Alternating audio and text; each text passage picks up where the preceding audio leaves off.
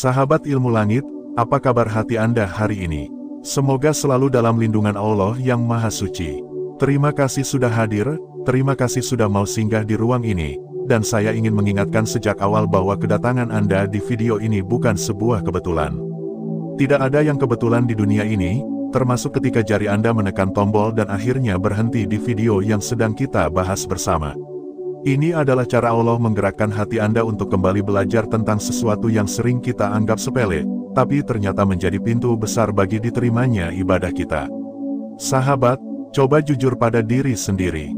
Berapa banyak dari kita yang sudah mandi wajib berkali-kali, sejak balik hingga sekarang, tapi kalau ditanya bagaimana tata cara yang sah, apa saja syaratnya, dan hal apa saja yang bisa membatalkan kesempurnaan mandi wajib, kita justru masih ragu.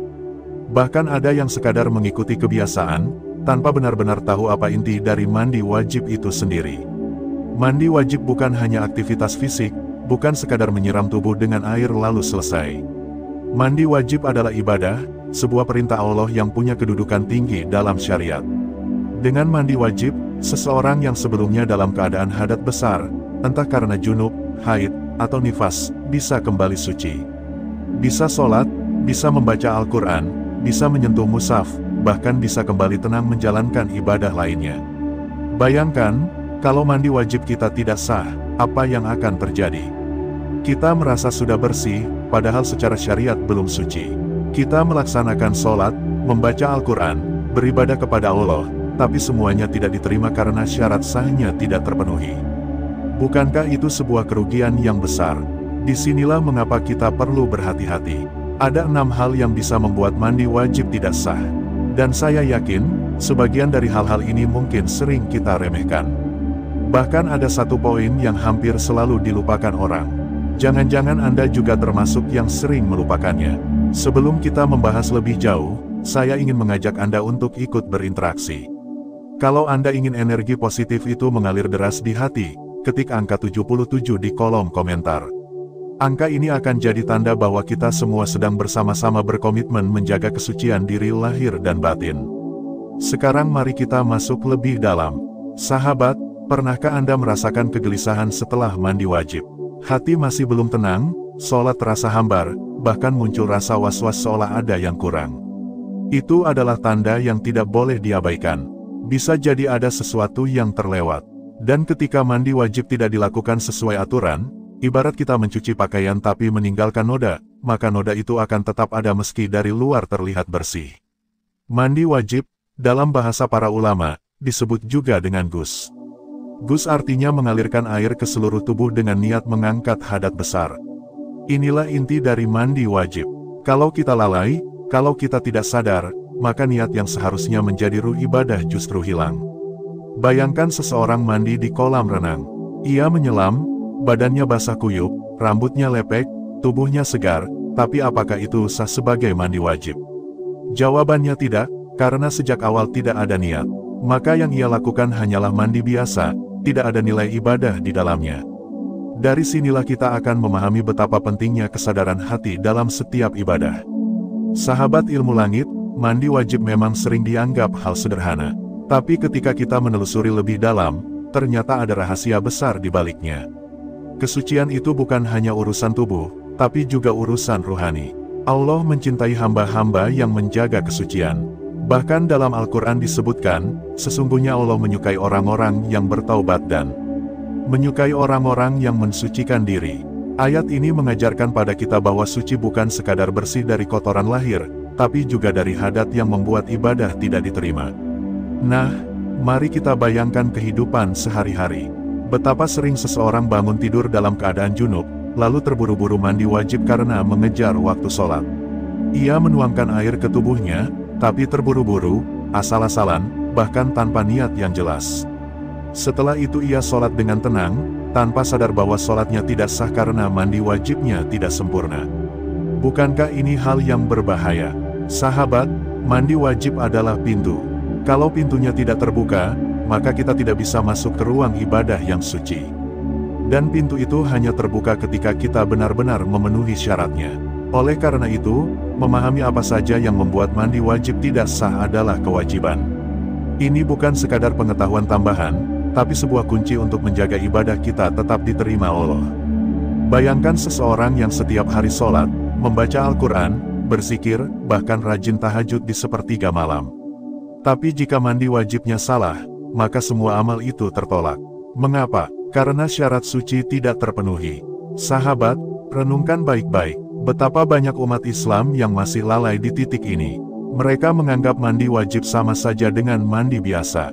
Padahal ada aturan, ada tata cara, ada syarat sah, dan ada hal-hal yang bisa membatalkan kesahihannya. Itulah sebabnya, banyak ulama yang menekankan pentingnya belajar tentang mandi wajib. Karena tanpa ilmu, kita bisa terjebak dalam ibadah yang sia-sia. Sekarang, coba Anda bayangkan, jika ada 6 hal yang membuat mandi wajib tidak sah, lalu salah satunya sering dilupakan, apakah Anda berani memastikan bahwa mandi wajib Anda selama ini sudah benar? Apakah Anda yakin tidak ada satupun hal yang terlewat? Pertanyaan ini bukan untuk membuat takut, tapi untuk membangkitkan kesadaran. Karena kesadaran adalah awal dari perubahan. Kesadaran membuat kita lebih hati-hati, lebih teliti, dan lebih serius dalam menjalankan setiap ibadah. Termasuk dalam mandi wajib. Sahabat ilmu langit, bayangkan sejenak. Seorang hamba yang benar-benar memahami mandi wajib, ia akan melakukannya dengan penuh kesadaran. Ia akan memastikan niat tertanam di hati. Ia akan meratakan air ke seluruh tubuh, tidak terburu-buru, memastikan tidak ada najis yang menghalangi. Ia akan menjadikan mandi wajib bukan hanya sebagai rutinitas, tapi sebagai momen spiritual untuk kembali suci.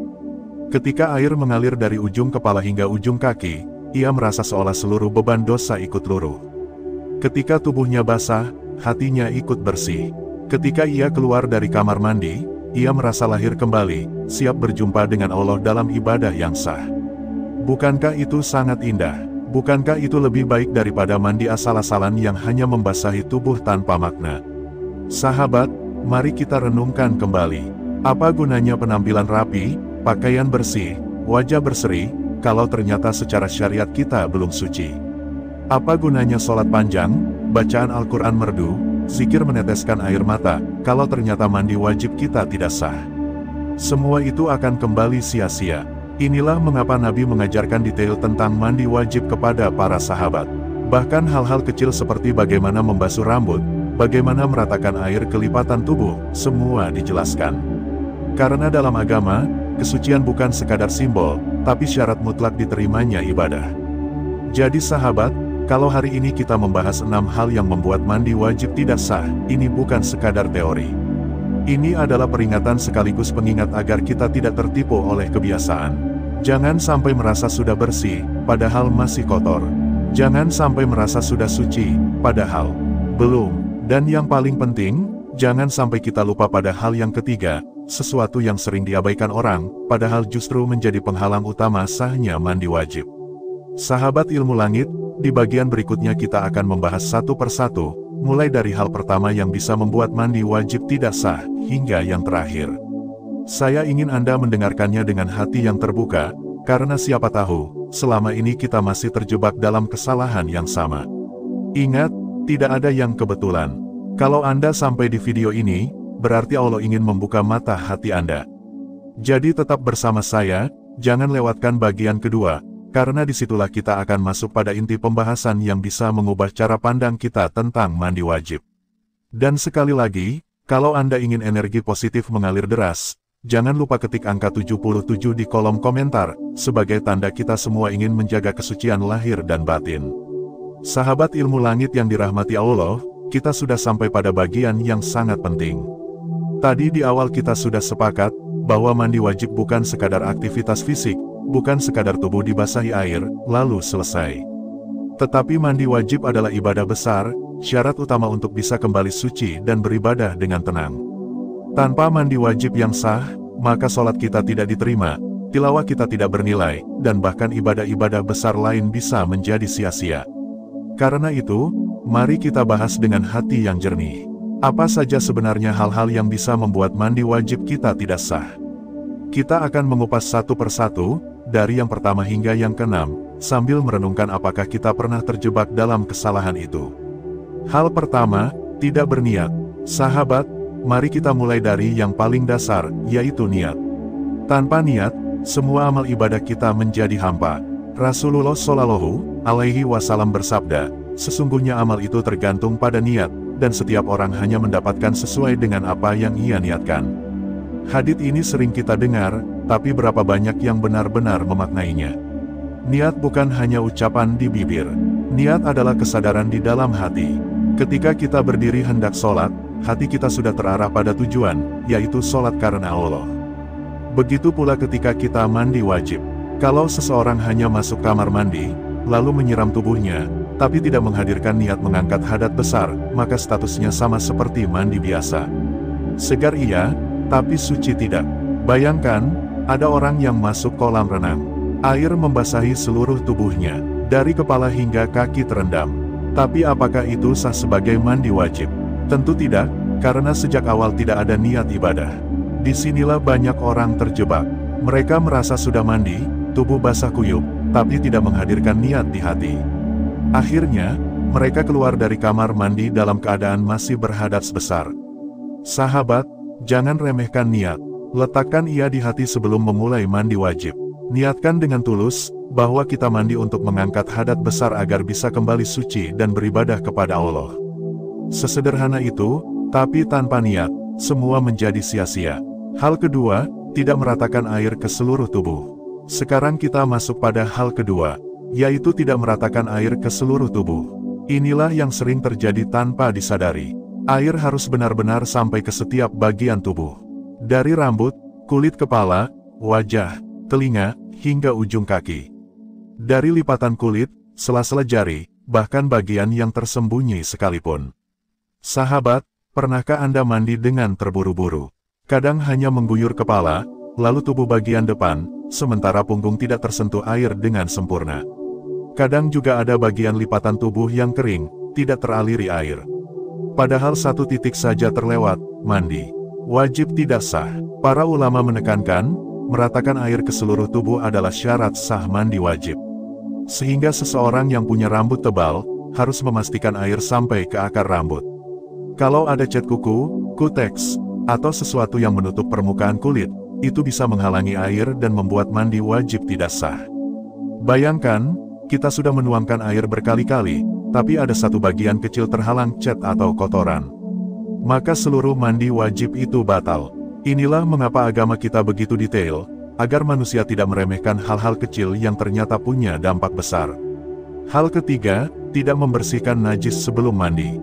Sahabat, sekarang kita masuk pada hal ketiga. Inilah yang sering sekali dilupakan, bahkan hampir semua orang pernah mengabaikannya. Yaitu tidak membersihkan najis sebelum mandi wajib. Coba kita renungkan, ada seseorang yang hendak mandi wajib, tapi di tubuhnya masih ada najis, entah karena buang air, darah, atau kotoran lainnya. Lalu ia langsung mandi tanpa membersihkannya terlebih dahulu. Apa yang terjadi? Najis itu akan menjadi penghalang sampainya air ke kulit. Kalau air tidak menyentuh kulit karena terhalang najis, maka mandi wajib tidak sah. Sesederhana itu. Bayangkan, ada orang yang sudah terburu-buru mandi wajib, lalu sholat dengan tenang. Ia merasa suci, tapi ternyata masih ada najis yang menempel sejak awal. Maka seluruh ibadah setelah itu pun tertolak. Sahabat, inilah yang sering dilupakan. Betapa banyak orang tidak teliti, mereka hanya ingin cepat selesai, padahal inti dari mandi wajib adalah kesucian. Tanpa membersihkan najis, kesucian itu tidak tercapai. Maka, mari kita belajar hati-hati. Sebelum mandi wajib, pastikan tubuh sudah bersih dari najis.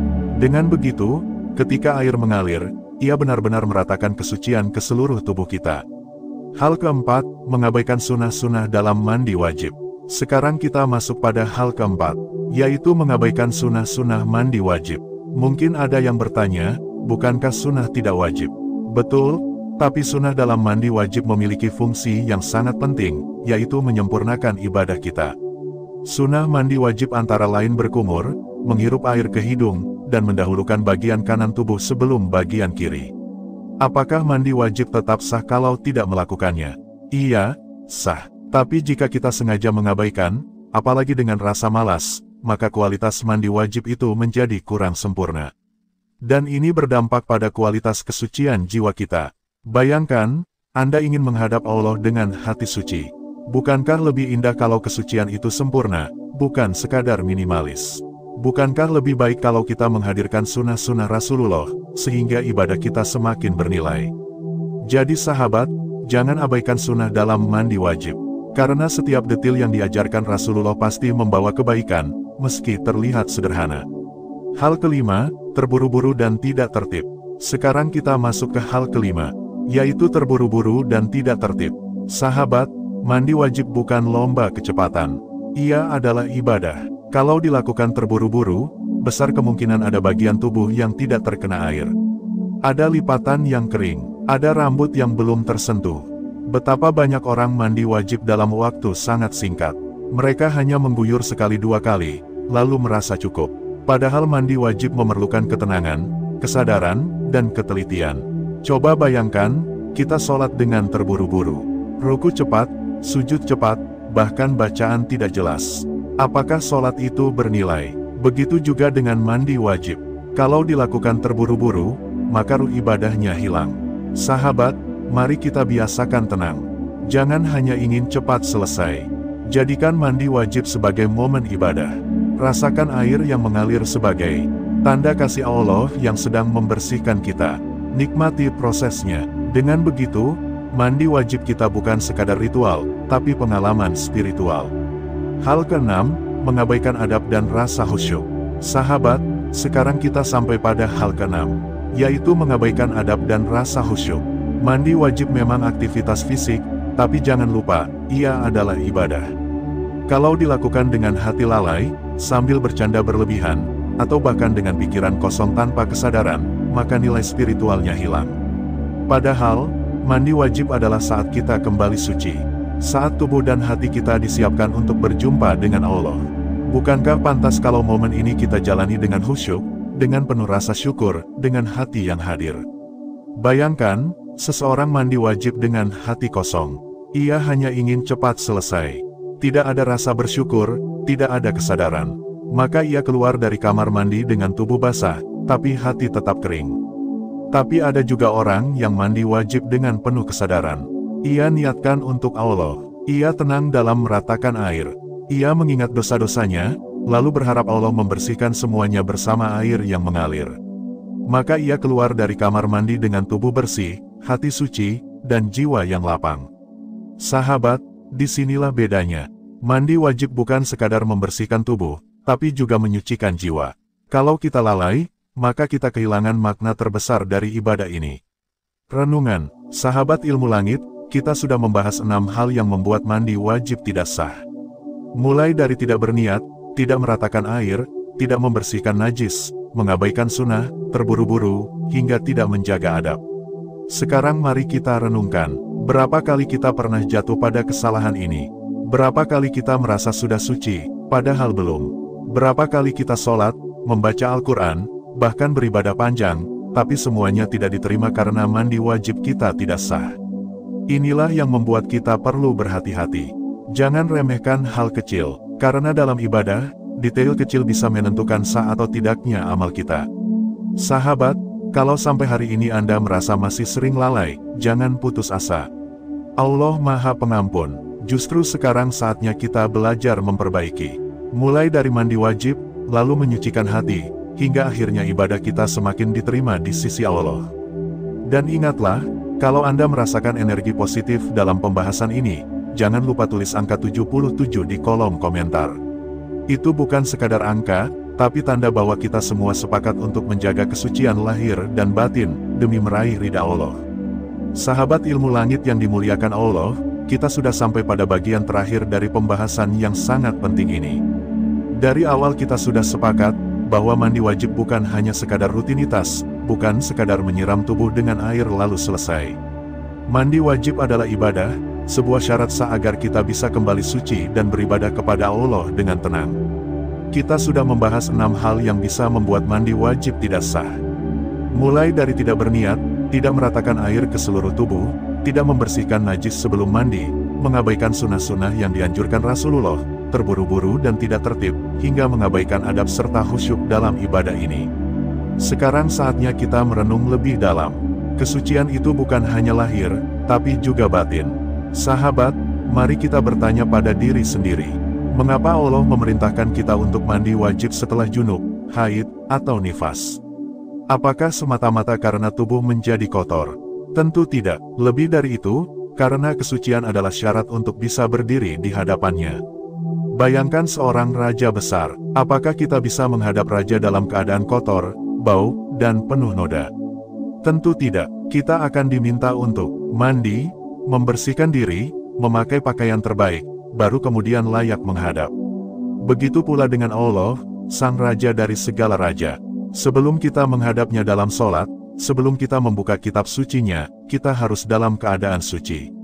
Kesucian lahir menjadi pintu bagi kesucian batin. Saat tubuh kita bersih, hati kita lebih mudah tenang. Saat kita merasakan air mengalir di tubuh, hati kita ikut merasa disucikan. Mandi wajib adalah momentum, bukan sekadar rutinitas. Sahabat, betapa indahnya kalau kita memaknainya lebih dalam. Setiap tetes air yang jatuh ke tubuh kita, seakan membawa pesan kasih Allah. Bahwa Dia ingin hambanya bersih, bukan hanya dari hadat besar, tapi juga dari noda dosa. Bahwa Dia ingin kita lahir kembali, setiap kali mandi wajib, seakan menjadi manusia baru yang siap melangkah di jalannya. Bahaya lalai dalam mandi wajib. Sekarang mari kita bicara tentang bahayanya kalau kita lalai. Apa yang terjadi kalau mandi wajib tidak sah? Bayangkan seseorang bangun pagi dalam keadaan junub. Ia terburu-buru mandi, tapi tanpa niat. Setelah itu ia sholat subuh dengan tenang. Ia merasa sudah suci, tapi ternyata mandi wajibnya tidak sah.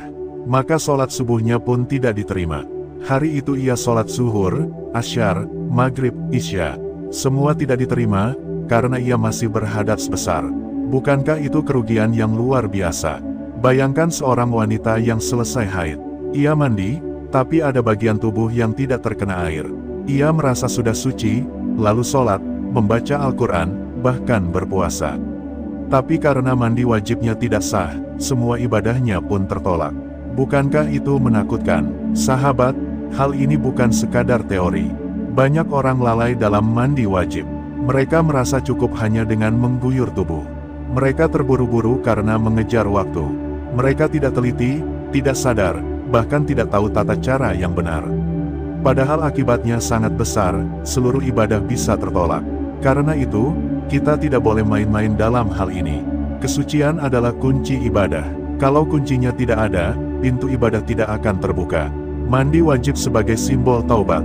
Sahabat ilmu langit, mandi wajib juga bisa kita maknai sebagai simbol taubat. Ketika seseorang mandi wajib, ia tidak hanya membasuh tubuh, tapi juga membersihkan jiwa. Air yang mengalir bisa kita bayangkan sebagai penghapus dosa. Setiap tetesnya membawa doa, "Ya Allah, sucikanlah aku dari hadat lahirku, dan sucikanlah juga hatiku dari noda dosa."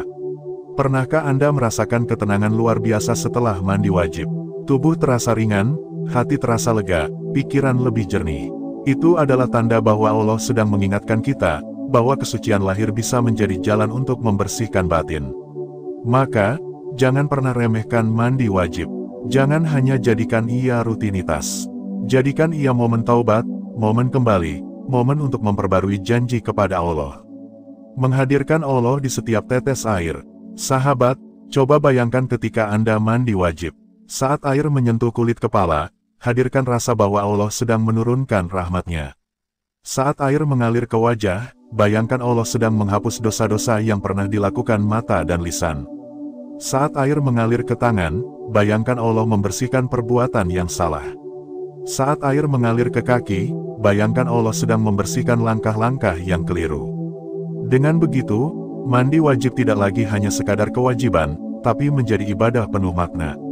Setiap tetes air menjadi doa, setiap basuhan menjadi zikir, dan setiap kali kita selesai mandi wajib, kita lahir kembali menjadi manusia baru yang siap menghadap Allah. Belajar dari kesalahan, menjadi lebih baik. Sahabat ilmu langit, mungkin di antara kita ada yang pernah salah dalam mandi wajib. Mungkin selama bertahun-tahun kita hanya melakukannya ala kadarnya. Mungkin pernah ada sholat yang tidak diterima karena mandi wajib kita tidak sah. Tapi jangan putus asa, Allah Maha Pengampun. Selama kita mau memperbaiki, Allah akan membuka jalan. Tidak ada kata terlambat untuk belajar. Tidak ada kata sia-sia untuk memperbaiki. Justru sekarang saatnya kita mulai lebih teliti, lebih sadar, dan lebih serius dalam menjaga kesucian. Mulailah dengan niat yang benar. Pastikan air merata, bersihkan najis sebelum mandi, ikuti sunnah-sunnah Rasulullah. Jangan terburu-buru, dan lakukan dengan adab serta rasa khusyuk. Dengan begitu, mandi wajib kita tidak hanya sah secara hukum, tapi juga bernilai tinggi di sisi Allah. Interaksi dan doa bersama. Sahabat, kalau Anda merasa pembahasan ini mengetuk hati, saya ingin mengajak Anda untuk ikut berinteraksi. Ketik angka 77 di kolom komentar, sebagai tanda kita sama-sama berkomitmen menjaga kesucian lahir dan batin. Angka 77 ini akan menjadi simbol energi positif yang kita salurkan bersama. Doa agar Allah selalu menjaga kita dalam keadaan suci, lahir maupun batin. Tuliskan juga doa Anda, siapa tahu ada sahabat lain yang membaca, lalu mengaminkan, dan doa itu dikabulkan Allah. Karena doa seorang hamba untuk saudaranya tanpa sepengetahuan saudaranya adalah doa yang mustajab. Malaikat akan berkata, amin, dan untukmu juga seperti itu.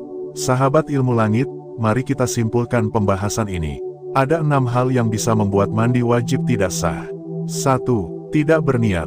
2. Tidak meratakan air ke seluruh tubuh. 3. Tidak membersihkan najis sebelum mandi. 4. Mengabaikan sunnah mandi wajib. 5. Terburu-buru dan tidak tertib. 6. Mengabaikan adab dan khusyuk. Keenam hal ini harus benar-benar kita perhatikan. Jangan sampai mandi wajib kita sia-sia hanya karena satu kelalaian kecil. Ingat, mandi wajib adalah pintu menuju ibadah. Kalau pintu ini tidak terbuka, semua ibadah setelahnya tidak akan diterima. Karena itu, berhati-hatilah. Jangan sepelekan. Jadikan mandi wajib bukan hanya rutinitas, tapi ibadah. Hadirkan niat, lakukan dengan teliti, nikmati setiap detiknya. Rasakan bahwa Allah sedang menyucikan kita. Dengan begitu, tubuh kita bersih, hati kita suci, dan jiwa kita siap menghadap Allah. Sahabat, semoga setelah pembahasan ini, tidak ada lagi yang lalai dalam mandi wajib. Semoga setiap mandi wajib kita sah, sempurna, dan bernilai di sisi Allah. Dan yang paling penting, semoga kita selalu dijaga dalam keadaan suci, sehingga setiap ibadah kita diterima, setiap doa kita diijabah, dan setiap langkah kita diberkahi. Tetaplah bersama Ilmu Langit, karena perjalanan kita dalam menyingkap rahasia ibadah belum selesai. Masih banyak pintu ilmu yang akan kita buka, satu persatu, menuju cahaya Allah. Sampai di sini, mari kita akhiri dengan doa singkat, Ya Allah, sucikanlah hati kami sebagaimana Engkau telah sucikan tubuh kami. Ampunilah kesalahan kami, terimalah ibadah kami, dan jadikan kami hamba-Mu yang selalu terjaga dalam kesucian lahir dan batin. Sahabat Ilmu Langit yang dirahmati Allah, kita sudah bersama-sama menelusuri pembahasan yang begitu penting namun sering diremehkan. Tentang mandi wajib, sebuah ibadah yang bukan sekadar membersihkan tubuh, melainkan penyucian jiwa.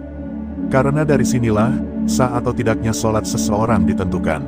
Dari sinilah, diterima atau tidaknya ibadah lain berawal. Mandi wajib bukan hanya perkara air yang mengalir di tubuh, tetapi juga niat, tata cara, dan kesungguhan hati untuk kembali suci di hadapan Sang Pencipta. Hari ini, kita sudah membicarakan 6 hal yang membuat mandi wajib menjadi tidak sah. 6 hal ini tampak sederhana, namun jika kita lalai, ibadah kita bisa runtuh tanpa kita sadari. Bayangkan, seseorang sudah berwudu, sudah sholat, bahkan sudah berdoa panjang dengan penuh harap, tetapi ternyata mandi wajibnya batal sejak awal. Apa yang terjadi? Segala ibadah setelahnya bisa menjadi tidak diterima. Sahabat, mari kita ulang kembali 6 hal ini agar semakin tertanam dalam hati kita. Pertama, mandi wajib tidak sah jika tidak diawali dengan niat. Niat bukan sekadar kata-kata, tetapi kesadaran hati yang penuh bahwa kita sedang melakukan ibadah untuk menyucikan diri karena perintah Allah. Kedua, mandi wajib tidak sah jika tidak meratakan air ke seluruh tubuh, tanpa terkecuali. Ada bagian tubuh yang sering terlupakan, seperti sela-sela jari, lipatan kulit, dan pangkal rambut. Inilah sebabnya mandi wajib butuh kehati-hatian. Ketiga, mandi wajib tidak sah jika ada hadat besar yang belum diniatkan untuk diangkat. Ini poin yang sering kita lupakan. Banyak orang hanya sekadar mandi, tetapi lupa bahwa mandi wajib itu harus diniatkan untuk menghilangkan hadat besar seperti junub, haid, atau nifas. Tanpa niat itu, mandi hanya jadi sekadar basah-basahan. Keempat, mandi wajib bisa tidak sah jika ada sesuatu yang menghalangi air menyentuh kulit. Cat kuku, lem, tinta, atau kotoran yang menempel bisa menjadi penghalang. Kelima, mandi wajib tidak sah jika dilakukan dengan cara main-main tanpa kesungguhan ibadah. Karena ibadah membutuhkan ketenangan hati, kesadaran, dan penghormatan pada aturan Allah. Keenam, mandi wajib bisa tidak sah jika tidak dilakukan dengan urutan dan tata cara yang benar sesuai tuntunan syariat. Karena Islam bukan agama asal-asalan, tapi agama yang penuh aturan dan ketelitian. Sahabat ilmu langit, mari kita renungkan. Dari 6 hal ini, mana yang paling sering kita lalaikan? Jangan-jangan kita pernah mengabaikan niat. Jangan-jangan kita pernah mandi terburu-buru hingga ada bagian tubuh yang tidak terkena air. Jangan-jangan kita hanya mandi karena kebiasaan, bukan karena kesadaran ibadah. Betapa sering manusia merasa sudah benar, padahal ada yang salah dari awal. Betapa sering kita merasa sudah suci, padahal masih ada hadat besar yang melekat di tubuh kita. Inilah sebabnya ilmu itu penting. Inilah sebabnya pembahasan seperti ini tidak boleh diremehkan. Karena kalau mandi wajib kita tidak sah, maka sholat kita pun tidak sah. Dan jika sholat tidak sah, bagaimana mungkin doa kita terangkat ke langit? Bayangkan, sahabat, kita hidup puluhan tahun, setiap hari sholat, setiap hari berdoa, setiap hari memohon kepada Allah. Tapi ternyata semua itu terhalang hanya karena mandi wajib yang salah. Apakah kita rela? Tentu tidak. Maka inilah saatnya kita memperbaiki diri. Inilah waktunya kita lebih teliti, lebih hati-hati, dan lebih khusyuk dalam menjalankan setiap ibadah. Mandi wajib adalah pintu suci. Dari sinilah seorang hamba kembali layak berdiri di hadapan Allah. Dari sinilah hati, pikiran, dan tubuh menjadi satu kesatuan yang bersih. Maka jangan remehkan pintu ini. Jangan pernah lalai, karena dari pintu ini, jalan ibadah kita akan ditentukan. Sahabat ilmu langit, saya ingin mengajak kita semua untuk sama-sama merenung. Jika ada kesalahan yang pernah kita lakukan dalam mandi wajib, mari kita perbaiki mulai sekarang. Jangan tunda, jangan biarkan satu kesalahan kecil menghalangi doa-doa besar kita. Mari kita jadikan mandi wajib sebagai momen kembali kepada Allah dengan hati yang suci dan penuh harapan. Semoga dengan pemahaman ini, setiap mandi wajib kita menjadi sah, setiap sholat kita diterima, setiap doa kita diijabah, dan setiap langkah hidup kita diberkahi. Sebelum menutup, saya ingin berterima kasih kepada sahabat semua yang sudah setia mendengarkan hingga akhir. Kehadiran kalian di video ini bukan kebetulan, melainkan bagian dari takdir Allah yang ingin mengingatkan kita akan pentingnya kesucian diri. Jika sahabat merasa mendapat manfaat, mari kita sama-sama mengetik angka 77 di kolom komentar, sebagai tanda energi positif, sebagai doa agar kita semua dijaga dalam kesucian dan keberkahan. Dan ingat, jangan pernah menunda kebaikan, karena kita tidak tahu, apakah besok kita masih diberi kesempatan untuk memperbaiki diri atau tidak. Maka mulai sekarang, mari kita jaga mandi wajib kita. Mari kita pastikan tidak ada satupun dari 6 hal ini yang terlewat. Karena dari mandi yang sah, ibadah kita akan terangkat, doa kita akan diterima, dan hati kita akan lebih dekat dengan Allah. Semoga sahabat semua termasuk dalam hamba-hamba yang senantiasa disucikan oleh Allah, yang setiap amalnya diterima, yang setiap langkahnya diridai, dan yang setiap doanya dijawab dengan kasih sayangnya. Terima kasih sudah bersama Ilmu Langit. Semoga kita dipertemukan kembali dalam pembahasan berikutnya, dengan ilmu yang semakin menambah iman dan mendekatkan kita kepada Sang Pencipta. Wassalamualaikum warahmatullahi wabarakatuh.